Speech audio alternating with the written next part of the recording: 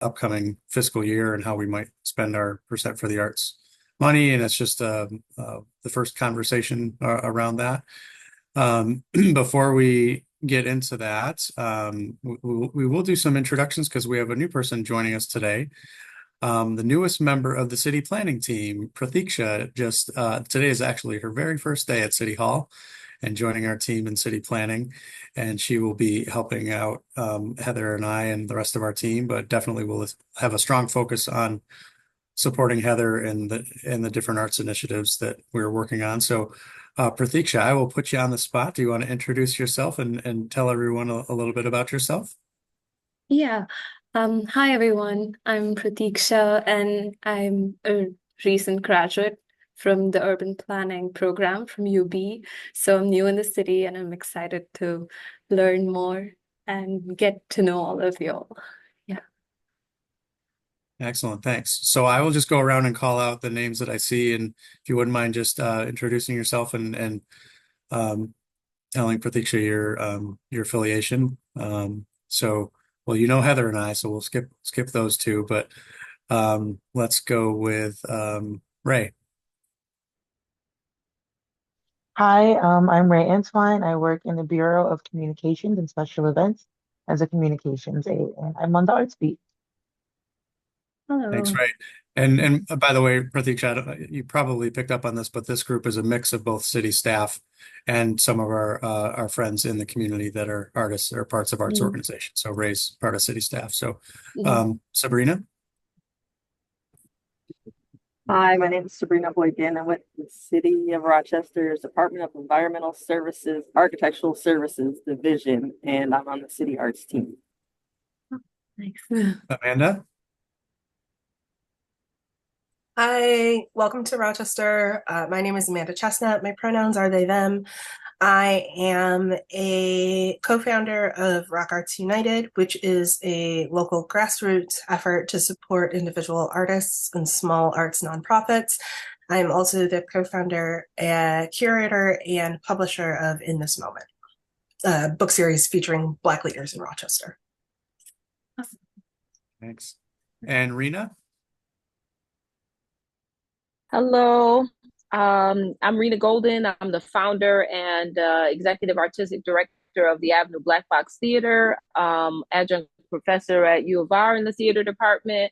And yeah, just involved and activist and involved in community and happy to still be able to, continue to connect with this team and pushing arts and culture forward in an equitable way here in our city. Um, Thanks, Rena. Let's go with Sean.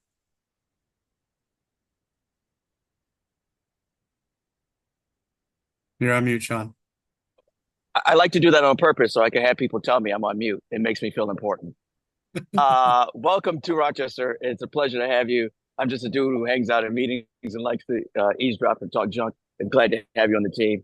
Love it here in Rochester. Thank you. yeah. Thanks. Christina.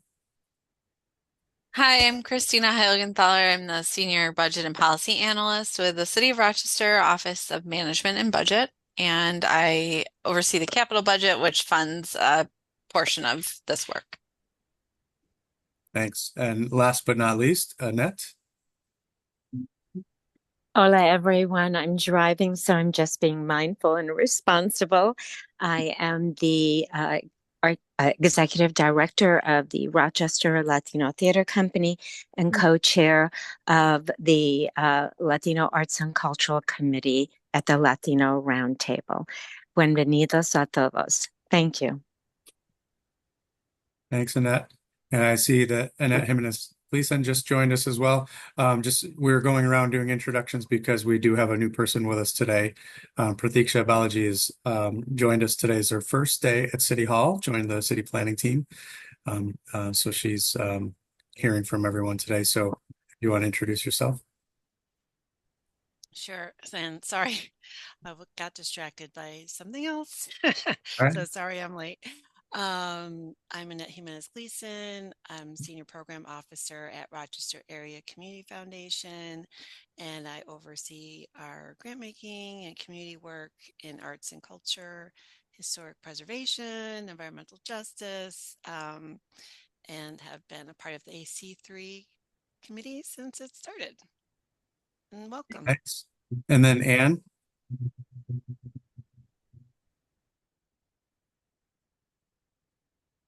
Anne De Silvatella. Oh, speaker not working. That's okay. Anne De Silvatella is also part of City Hall here. She works in the neighborhood and business development department, and has been part of the City Arts team for a while as well. Did I miss anyone?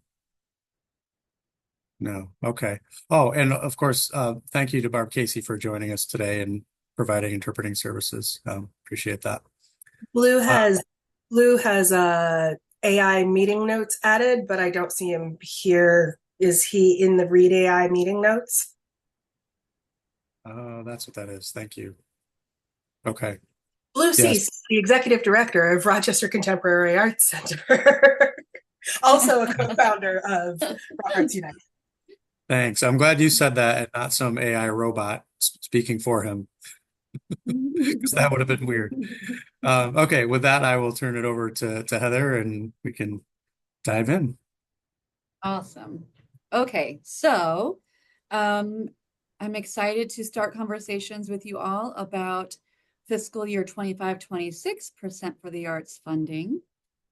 We got our preliminary estimate for that year, and preliminary meaning it's based on, of course, the final calculation of eligible projects won't happen until budget time, but our preliminary estimate is that we will have $311,000 for percent for the arts for fiscal year 25-26. So I wanted to start the conversation by sharing with you the allocations so far as a refresher. And why did it do that? Can everyone see this okay, or is this too small? Should I zoom? Is that okay for everyone? Yeah, okay. Why does it say? Sorry, no, I'm saying you can make it bigger if you can. Okay. I don't know if you can, but yeah, I'm squinting a bit. Can you switch it the view? You have it on. There we go. There we go. Yeah. Yeah, I am like a grandma with technology. I clicked something and it turned into some weird thing, and I'm like, I have to do it. Okay, so we'll just look at Rena. Does that work? Looking at one, we'll look at capital first. Okay, cool. So as a refresher, there's the capital art round one was $200,000 for that was $100,000 for murals and $100,000 for the mosaic artworks. My Rochester is complete. Locus Focus, the mosaic artworks is in progress. $125,000 for the arts and culture plan, with an additional $75,000 that we got in grants from Farish Foundation and Community Foundation. That's of course in progress, as you all know. Capital Art Round 2 is the Centering Youth project, and we have $175,000 capital art as well as $75,000 in non-capital art set aside for that. That has not begun yet. We have $68,000 for maintenance set aside. We have not, as a refresher, we have not allocated, or we haven't put any of that money towards a project yet, right? So we have it set aside for public art maintenance, but we have not spent it or committed it on any specific project yet. That's just set aside for now. And that was with the idea that we should be setting aside roughly 10% of what we spend on capital art. We should be saving 10% to go towards future maintenance of capital art. And then capital art round 3, we have not actually figured out a project for that yet, but we have $118,000 set aside there. And then for non-capital art, again, we have the 75 for Centering Youth. We had Arts Bloom round 1 was $100,000 for 6 projects, and that year has wrapped up. That's complete.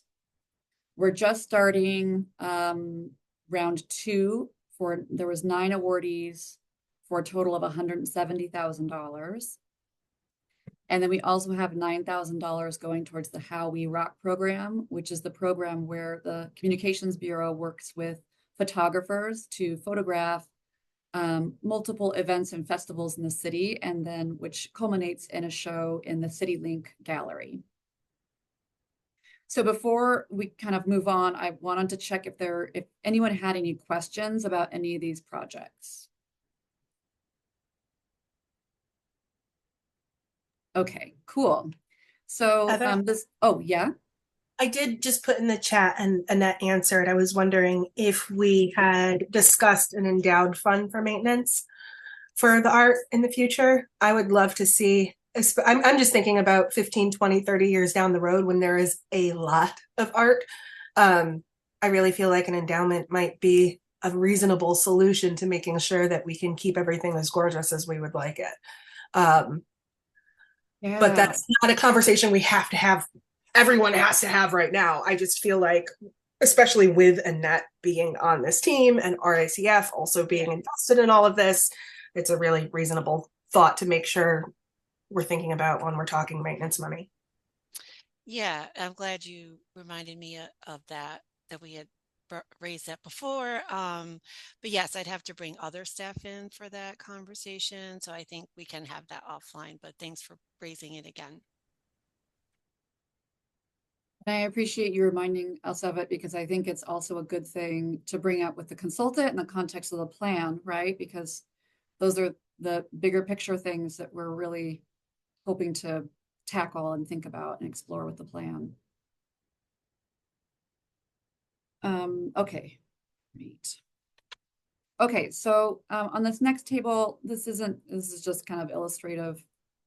So 311,000 for next fiscal year, and we're assuming that there will be some capital portion of that and some non-capital portion of that, as we have in previous years.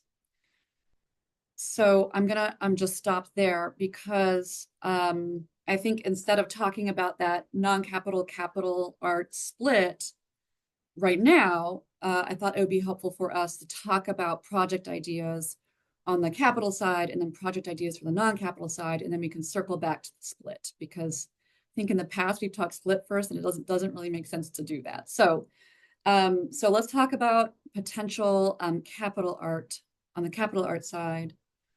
We had a city arts team meeting where we started brainstorming some ideas. And so I want to kind of go through some of those, hear feedback from you all on those ideas, and then open it up to hearing your all's ideas as well. So we kind of are just brainstorming and throwing stuff out. So kind of the first category of ideas would be around new art as part of city projects, potentially. And ideas that came up were, there's a renovation happening soon of MLK Playground. Potentially we could have some kind of art as part of that. And again, this is capital art, so meaning murals or sculptures.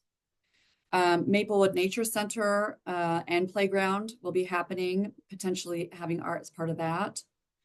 And the Maplewood Library renovation.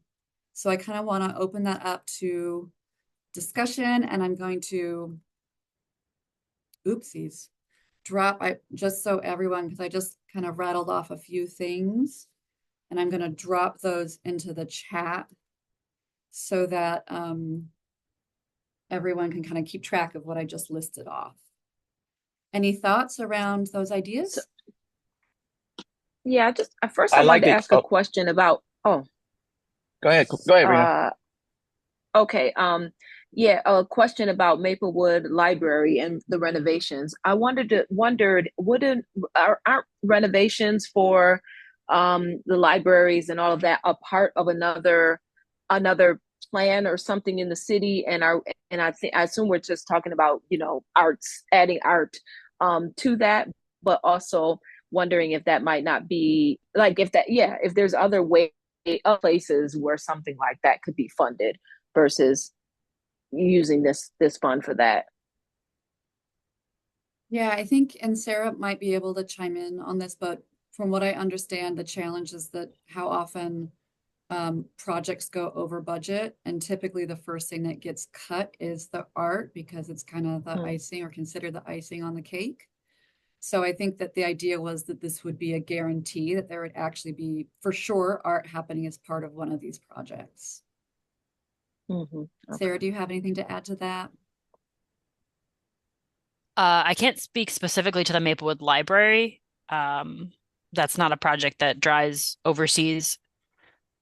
But I think generally there's multiple adults. So items that once you get estimates and actually get into contract with a builder, there's adults, different types of windows or different things that you add as the budget allows. And often, as we are all aware, prices are crazy right now. So I would assume the same for Maplewood and the library. I'm guessing there's things that we would love to have at the library beyond just art that aren't going to happen because the budgets don't allow. And so having art is not, I would assume that's probably not something that would be like standard. It would probably be an alt that I think sometimes this funding would be an opportunity to engage local artists or up and coming artists to do art at these sites. And I don't know that it would happen otherwise, probably. But that's just me assuming. I can't say definitively. I can't speak for the library. But I could speak pretty definitively for MLK. I know there's things in the MLK playground design that we want to do above and beyond what we're able to do that includes many adults, and art or artful signs and stuff is absolutely not. It's going to be an alternative if we had additional funding. So yeah. Yeah, and I want to just jump off of what Sarah was talking about, because I'm on that design team, and a lot of the input that we got from young people and the community was they wanted art that focused or was connected to Martin Luther King in a way, and sort of a historical representation or connections to Rochester. So it was a big pull as far as design input to see art in the park. So it would be a great additive to have that there. And we're meeting with the people right across the street at that was one of the things that I'd love to have the children that resemble the people that we're in. Yeah, I'm definitely all for.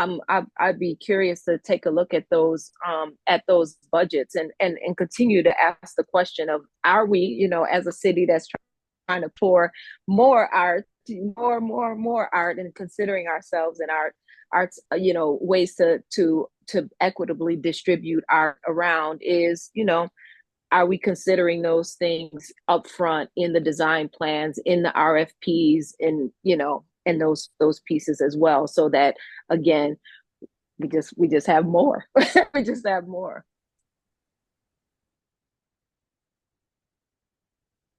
Yeah. Okay, so I'll throw out some other ideas unless there are any other thoughts or questions or comments. Okay, so the next one, there were a couple. This is funny. I created like a separate libraries thing, but I just mentioned the library in the last one. So there were other library ideas that came up. One was Lincoln Library. Lincoln Library has been an amazing partner with us on a couple arts projects already, and they had the recent renovation and have a great facility and the toy library there. And Lincoln Library is kind of part of that Joseph Avenue Arts Corridor. That's really exciting. So there was the idea of potentially having a project there.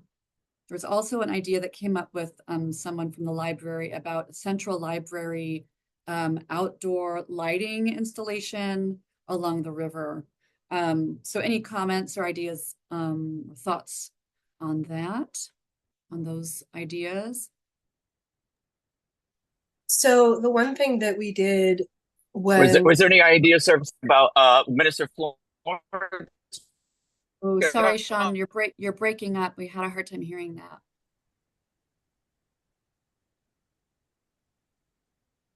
I think Sean's referring to the Minister Florence Civil Rights Park development yes. that they're doing at I went Baden. out. Sorry. Yeah, sorry. I went out. Sorry. Yes, thank you, Christine. No problem. If that hasn't come up. I don't know what the status of that project is. I don't know, Sean, if you are aware of the status of that project. I am on the design team. That's all I know for right now. Okay. I wouldn't think that Sarah will have more. Yeah, that project there's money for planning, but there's no money for construction. So I think it probably would be a future potential project site, but at this point, the call for art hasn't been issued. There's no like there yet to say we need X amount of money to do whatever the project would be. And I just want to go back. I feel remiss if I didn't say this, but I do want to just when we look at projects, anything that the city does, I think that the need for capital improvement in the city far exceeds any pot of funding the city has. So, like, I know that it might not be the message that wants to be heard, but to find money in a pot that's meant for like rehabilitating buildings or redoing playgrounds or rehabilitating parks that are in desperate need of rehabilitation, like that the money the city has is not adequate enough to meet all the capital needs. So like being able to look at where we can partner capital improvement projects with this art funding is ideal, because there's not a space to be digging out additional funding for art. To just to that point, I just want to be really clear and transparent about that. And it's disappointing to me on my side to be like, okay, we won't do this part of this park project, or we'll like defer maintenance on this park project. But that's kind of the reality of where we're at. So just want to put that out there. Thanks, Sarah.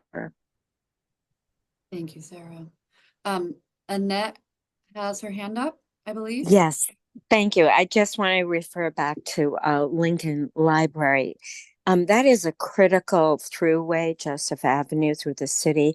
It's also the one of the few bilingual libraries, and very well utilized by the Latinx community. So I think anything that we can bring to that corridor, and along those lines, I'm just going to keep mentioning bus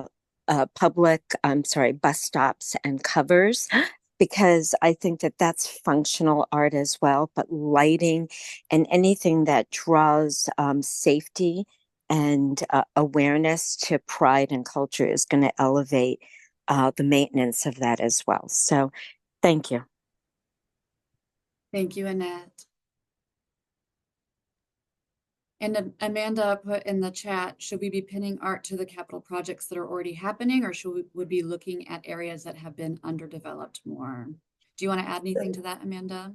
Yeah, I'm just thinking about when Rock Arts United applied for Locus Focus, the main thing we did was overlaying maps of city art funding and redlining, and making sure the neighborhoods that we had up for artists' proposals were the specific neighborhoods that had not been getting money and had been redlined, like had actually been segregated. So for me, I want to make sure we're putting the money, not just because I know that putting it in with the capital projects will be effective, because there's already a lot of money there and it's a really effective use of the money. But I want to make sure that the money is, even if it might not be the most quote unquote effective way, is going to the people who will benefit from it the most.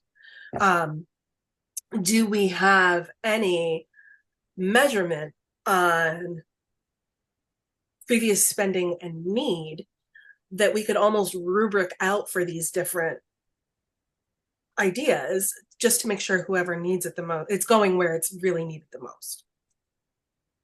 Yeah, I think we have the arts investment map that we can overlay with other criteria. We need to update that arts investment map, and so we're in the process of doing that to make sure, because I don't know if you remember, but that one we created up to 2021, and so we need to update that. We're in the process of doing that, and we can potentially overlay other information on it. Yeah. Okay. That's honestly my biggest concern. Other than that, any of these projects, I'm sure, has merit and value and would be appreciated by whatever neighborhood it gets. I just want to make sure it's going where it's really truly needed. Like the library's had a ton of money dumped in. The central library has had a ton of money dumped in the last, especially 2 or 3 years. Do we really need to put that next little tiny pot into the central library, or does someone else need more? Thank you, Amanda. Okay, the next thing, the next idea that has come up a couple times. It was first brought up by Polly of DES, who many of you may remember would, attend these meetings sometimes. And this is maybe related to Annette bringing up the idea of bus stops, but the idea of having art on garbage trucks has come up a couple times. So any thoughts on that? There are a couple other cities have done it, but the idea is too that one of the ideas that came up as kind of a sub idea for garbage trucks is maybe having like a youth art competition where winning artworks are put onto garbage trucks. And the idea that like it's mobile and art can be in any neighborhood and can be in multiple neighborhoods at the same time. I think it's been kind of exciting for folks. Annette, yeah, Humanist Gleason. So I had mentioned this idea to Heather and Kevin a little while ago. I mentioned environmental justice on purpose because I'm also a member of the Climate Collective Steering Committee, which is regional. But one of the things that committee is looking at is to increase community engagement in the issue of environmental justice and climate action. And so when you mentioned the garbage trucks, I'm like, and youth being involved, maybe that's the opportunity to kind of create a campaign with youth involvement, engaged in a climate conversation, and putting those messages on garbage trucks all over the city. I think it could be something really unique and create that community conversation that we want to around climate, using art as the vehicle. And that is an initiative that they do in Philadelphia.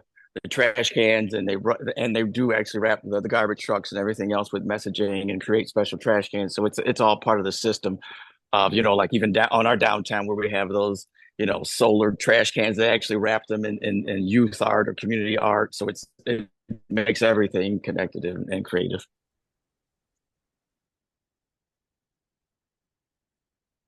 Okay, awesome. Awesome. It's helpful to know. I'm sorry to be so late. Hi, Johanna. I've just been to the eye doctor and my eyes are dilated, so I look like a bug. So I'm going to stay off camera. Well, we had like 5 or 6 really difficult legal questions come up, and we saved them all for just kidding. I'm on. I answered them, Joanna. I did. Good. I We're all good then. Love it. Love to have a backup. Okay. Sean, it's great to hear that Philadelphia, to know an example of one that's happened, because we were talking and thinking about wrapping trucks. We kind of need to get like an understanding of cost. So knowing like what other jurisdictions have done it is going to be helpful for thinking about the potential for that project and how much money it would take to do. So thank you. It works through the Philly Mural Arts Program, and that's actually a small division of the city of Philadelphia as well. So all those pots of money comes from so that's kind of how they work that together. So that's how that happens. So just to kind of edge you back on those ideas, just thinking about like programmatically how we even do even more good in areas that need it more. So there are definitely neighborhoods that have more of a trash buildup, garbage buildup than others. I'm sitting in one of those neighborhoods right now. And so when I think about like the Joseph Avenue neighborhood and some of the things that we're dealing with, including, an infestation of needles along with the trash, which makes pickup, just like neighbors picking up trash, making that more difficult, is really just thinking about how we pull in things like mini clean sweeps into like, say the launch of these projects, where we're not just talking about, hey, we're inviting art, we're also inviting folks to help deal with the garbage buildup in certain neighborhoods. And I've said, you know, for the longest, we don't necessarily tie in the big splash programs like the Clean Sweep into like what that breaks down to, you know, quarterly, seasonally, monthly, you know, weekly, daily. Like, how do we keep it clean? You know, what does Keep Rochester Beautiful really entail? It entails more than just putting the art there, but also maintaining the spaces around it. I just would love to see these kind of really thought out as like really robust programs, and how we actually engage, even using the funding to engage people beyond just the moment of, oh, pretty art, lovely, and then, you know, it's kind of moving back into old habits. Great, thank you, Rena. Okay, so as far as new capital art goes, does anyone want to throw out other ideas for locations? I know Amanda, seconded by Rena, are talking about looking at a map, right? The investment map, and maybe overlaying that with other information like redlining. Does anyone have specific locations that they would like to throw out as potential ideas for locations for capital art? I would like to tie into, before we lose that one, is if we're talking about Lincoln Library, the fact that we're all looking at the Joseph Avenue Master Plan and the Muse project being a part of that, which is across from the avenue, and then what that art walk that we're looking to create. Like, again, the Lincoln Library is a big major, you know, point on that walk. But how we actually continue, you know, find ways to continue to walk and connect those dots. So I'd love to, you know, think of the library, but also that the walk that we're working on there. Hello everyone, Antoinette here. I just wanted to add something to what someone put on chat about our local vote for 10 for each age group. What about, requesting from Rochester School for the youth art in there, having some there around the city with the garbage trucks. I'm just trying to piggyback on what we were talking about. Or what are the libraries that are around the Rochester School for the Deaf as well? Because I know that's also a poverty area as well. So something to look into as well. Thank you, Antonietta. Will the Arts and Culture Plan give any direction on where they see future investments going in the city? Yeah, so that's part of the dream, is that we really work with them to develop kind of priorities for arts investment. And a big part of that is looking at historic investment as well as other factors such as redlining. So hopefully that will kind of provide a roadmap for us for a few years. You don't think we'll have that in time for this cycle, though? That's probably still a couple of years out for consideration. No, well, not in time for this cycle. The first draft plan is supposed to come out in January or February, with the idea that then we have more outreach and feedback on the draft, with the final plan then being completed in spring. So not in time, really. Well, potentially in time for this cycle. Potentially. Probably more likely to be for next cycle, but we'll see how it plays out. It might simplify our process here to just assume that it won't be ready in time, just because it would be so tight. And for us to come up with something in the absence of that future guidance, but that's Excuse me, I have a question about water sources.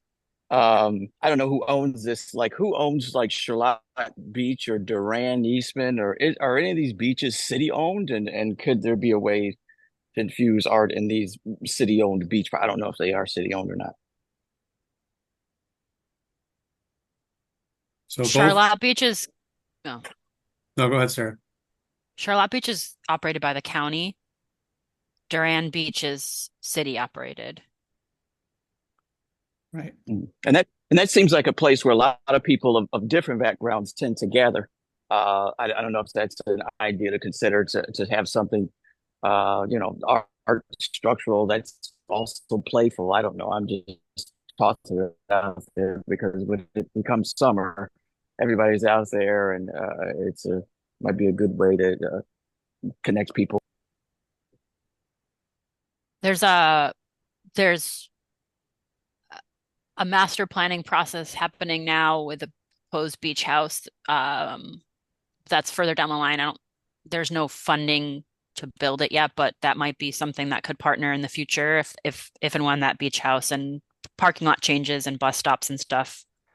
That could be a cool thing to consider, like some public art down there. Sarah, what about the site improvements project? They should have construction funds for that. Yeah, the site improvement project, but I think a lot of that, I mean, It's more about it's more about erosion control Okay, and some of the walkways that are, in danger of falling off the side of the embankment. But I mean, we could ask Jeff if there's areas along the walkways that could make sense for something, if that was an interest. For sure. Annette JG put in the chat that the water areas could also have art, climate, environmental justice connection as well. It's a good point. Okay, there were two other categories of ideas that came up with the city arts team under capital art. Sorry, there's one. There was another one. Okay, forget I said that.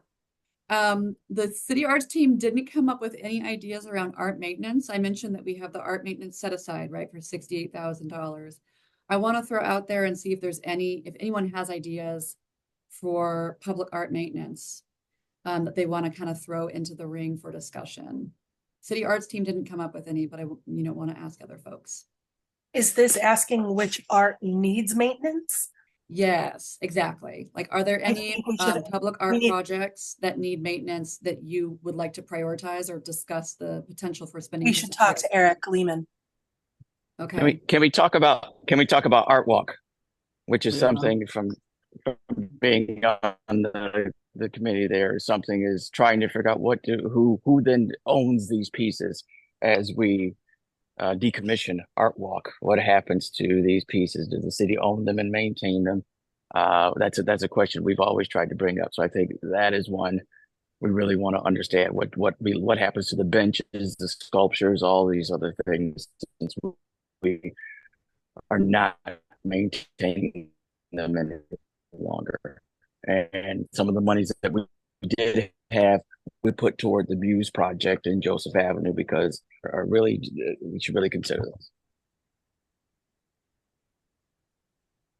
Sean, I think we heard most of what you said. It was a little bit garbled, but I think we got Sorry. the sentiment. Sorry, can you hear me better now? Yeah, I think so. Better. Oh. Okay. It was about Art Walk and how Sorry, we Sean, wherever you sculptural move, pieces, Sean, the benches, all these things, the bus stops. He can't hear. I think wherever you moved to was ended up being worse. Can you hear me? Well, I think we got it. I think we got it. How about now? Is this better? Yeah, but I think we got it because you're really talking about we don't know where the art walk pieces are going, if they're being decommissioned, or whether there's some opportunity to rehabilitate some of them, right? That's the general idea. Yes. Not knowing. Yes, because do we ownership over to the city? Who owns these pieces? Right. Johanna, Kevin, has there been further conversation internally with folks on Art Walk or that we know of, or is this still, are you privy to any conversations about Art Walk since?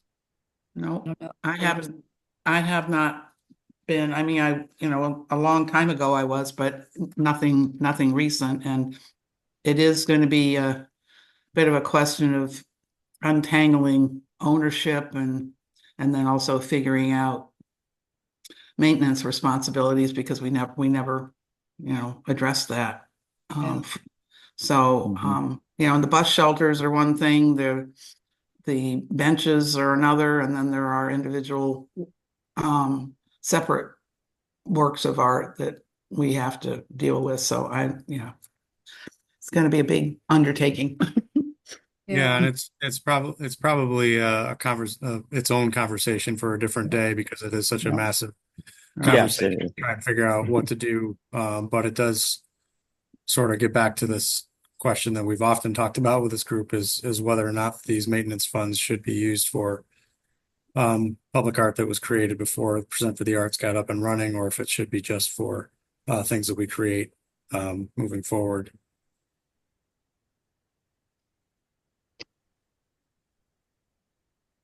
Okay.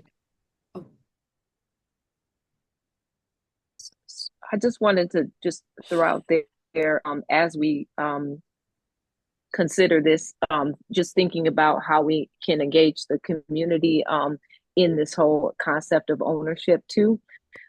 Just thinking about, creating mechanisms for the community to engage with the art, but also update, us about like things like, oh, a piece of art, has been damaged or, needs help, because it helps with community buy-in and feeling like it is for our community. So we want to take care of it, but also, we have a way to say that it's not being taken care of right now. Again, some neighborhoods are probably more proactive in that. Other neighborhoods have, residents haven't felt as much a part of the process of like what happens to that neighborhood. Am I making sense about that? Or do I need to say more? I think that makes sense. I like that idea. I know that if you identify graffiti, there's a way on the city's website that you can submit information and a location, and you can even submit a photo. So that something like that, like some kind of collector.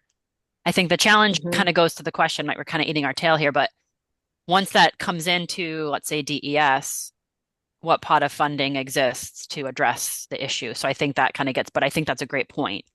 We can't have eyes on all this art, and it should be in good status regardless of where it's located.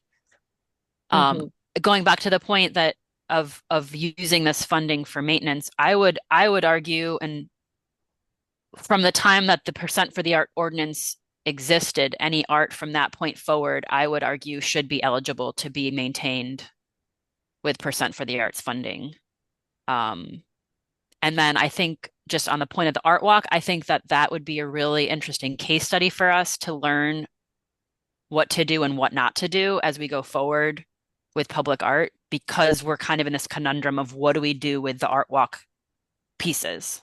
And I've been with the city for about 11 years, and this has been an ongoing conversation. So I think if we can learn from the art walk and then going forward, apply whatever we learn, that would be great. So those are my points for the notes. That's awesome. So I noticed there's an AI note taker, which is great. I want to throw out there that we are working towards having an expanded publicly accessible public art map to not just include art on city-owned property, but to also include any art, sculpture, murals that are publicly accessible, that might be on private property that people can see and enjoy for free. And we're working towards that, and we intend to include a tab where people can add art to it, because we can't expect that we're going to have every publicly accessible art piece in the city. But that could be a way, if we're doing something like crowdsourcing something like that anyway through that map, there may be an opportunity then to also have crowdsourcing of people talking about conditions issues of specific art pieces. We might be able to have that as part of that map app. Amanda put in the chat, would Wall Therapy's works count as public works, or are they all private? It really just depends on if it's on city-owned property or not. That's really what it comes down to. Yeah. So some of them are, and some of them would not be. I think that if we're talking about what what we should look at with our current maintenance funds. Even though wall therapy isn't part of who has received funding so far, they've really been on the forefront of making what people consider to be public art. I think the thing that we might run into with people self-reporting is we'll get a lot of art that needs maintenance that isn't technically public art. Because that whole line of, oh no, that's on a private building, that doesn't count, even though you see it every day, is going to be nebulous for people to grab onto. As long as you guys don't mind having to wade through all of that information, I don't think that many people will be submitting that much information, so it shouldn't be that difficult. But I feel like talking to Eric Lehman might be a good starting point if we're talking about what to spend current maintenance money on. Yeah, I think let's be good to make a distinction about when we talk about public art. There's kind of two applications here. One for this, the online map that kind of shows where all the public art is, that we would apply a broad definition of public art to art that is able to be enjoyed by the public, no matter whether it's on public or private property. And we can, make that distinction in the background of the data to whether it's city owned or not. So, we would welcome submissions of any public art, whether it's on private property or not, to that art map. But in terms of what money we could spend, if we could spend the money for percent for the arts funding on public art, that would be limited to a narrower definition of public art. And that is, art that is on public property. And even then, we would consider further narrowing the definition to, as Sarah implied, just projects that have been funded by the Percent for the Arts ordinance since its inception in 2007 or whatever it was. So, I mean, we've already kind of gone back and forth about whether we'd be willing to look to the past at projects that we would fund. It sounds like there is the possibility to do that.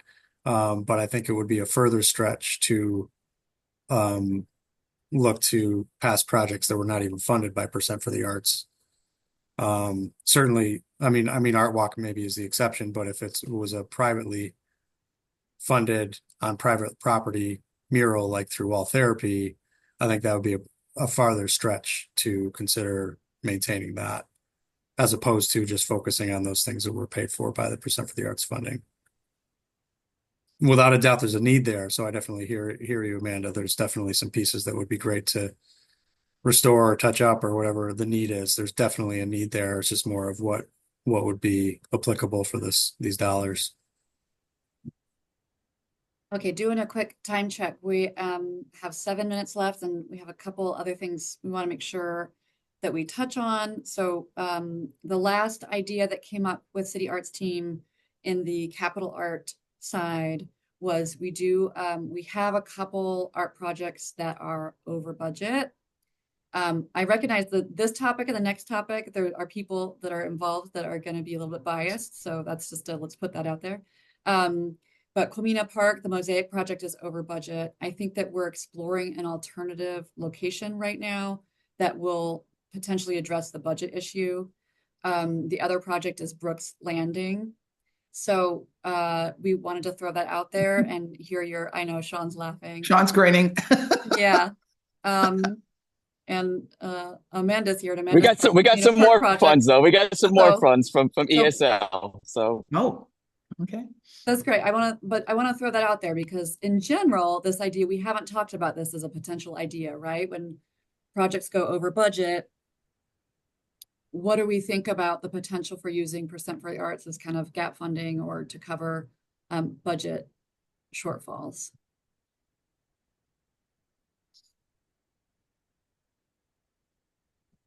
Wait, sorry, what kind of projects? What are we talking about? So the first project that's over budget is actually a Percent for the Arts project, the one that's going in at, oh, okay, got it. Supposed to go in at Comina Park, but we're looking at alternative locations that might address the budget issue. And then the Brooks Landing project that Sean is working on with the city. Okay, got it. So we don't, and this is a big topic, so we don't have to tackle this right now in our short amount of time, but we want to put it out there because it is kind of a new topic that we actually haven't talked about in the past. So why don't we kind of chew on that? Have we, just want to ask, have we, did we ever talk about like having some sort of contingency budget always? I could have swore this is, maybe I'm making this up because it has something to do with our Muse project, but there's no kind of percent that we say is like contingency or there for usually going over is. and There usually is, and there was with the Mosaic project. I think the Mosaic project, it came down to the ceiling for the construction of the wall was set at 25,000, was about 25,000. And the builder is saying that pre-pandemic, that would have been great, but post-pandemic, it's going to be it's going to be between 60 and 60,000, 60,000 and 65,000 to build. So I think part of the issue is we're working internally to try to figure out how to connect artists and engineers and builders better in the discussion. But part of it is also just a pandemic issue of the cost of construction. And I think we were all hoping that the cost of construction would improve, you know, like that maybe this is a temporary impact of the pandemic, and it's just not, we're not seeing that yet, which is unfortunate. I just wanted to add another, well, I could put this in the chat too, but just thinking about when you mentioned ESL, Sean, it made me remember that how, you know, we should probably be considering like what kind of private funding we could get to, you know, support things like this as well, since the, you know, percent for the arts is putting up, let's say 111,000, who maybe somebody wants to match that, you know, or give us a portion of that to help with things like project over budget, maintenance, things like that. Maybe ESL wants to create a maintenance fund for our art, you know, that is we could draw from. Maybe Community Foundation has something that, you know, is like, oh, that could be a thing that we that we could do as well. But, you know, being able to leverage these funds that are committed into like, you know, grant making and you know, foundational giving too. I think it's a good question you brought up, Heather, but I'm not going to chime in because I'm not saying nothing. Okay, well, I think it's a good topic for us to kind of think on, because I think it's similar to maintenance, right? Like if we are going to use money for this kind of thing, what projects would it be for? And so it's something good to throw out there. We only have 3 minutes left. At the risk of, you know, bringing up something that we don't have necessarily time to talk a lot about, we haven't talked at all about non-capital about Arts Bloom yet. So I want to put out there a couple things that came up, ideas. One was in the first 2 rounds, we were saying, hey, you could propose anything eligible, any activity eligible, and it could be on city-owned property or it could be on privately owned property. And we left it really open. And the potential is for the next round, we could focus on, for the city-owned properties, we could focus on one type of property. Like we could say, this year, you can propose activities on privately owned property in your own space, or if you are going to propose something for city-owned property, it would be either through an art center or park. And another year we could say, oh, we're going to focus on, it could be a private property, or we're focusing on the libraries this year. So we could have kind of a focus in terms of location. We also, you know, in the second round, as you all know, we gave bonus points for programming for youth or projects that had a youth component. And so that idea came up again with City Arts team is, should we award bonus points again this round for projects or programs that include or are for youth? So again, I'm at the risk of, now there's only 1 minute left in the meeting, but if anyone wants to kind of put out some feedback on those ideas, or drop in the chat or follow up with me via email with your thoughts on that, that could be helpful. Any thoughts? Does anyone have any thoughts off the cuff? Yes. Yes, okay. to you. Awesome. Always yes to you. That's awesome. Thank you, Rena. Can I just make one point about the previous conversation about covering the gaps in funding for those two projects? I think in my mind anyways, that was sort of like a one-time thing. I don't think we would make that a policy, but I think in this instance, we're just trying to get these two projects over the finish line so that they exist in the public realm. So if that adds to anyone's thought process about whether or not this would be a suitable way to use the funding, that was at least, I think, something we discussed internally. And then I'll second yes to youth, yes to rec centers, yes to libraries.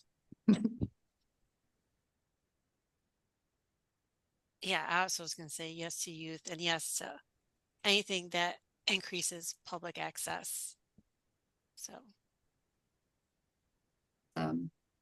This has been a great conversation, everyone. I really appreciate you all taking the time to have this conversation.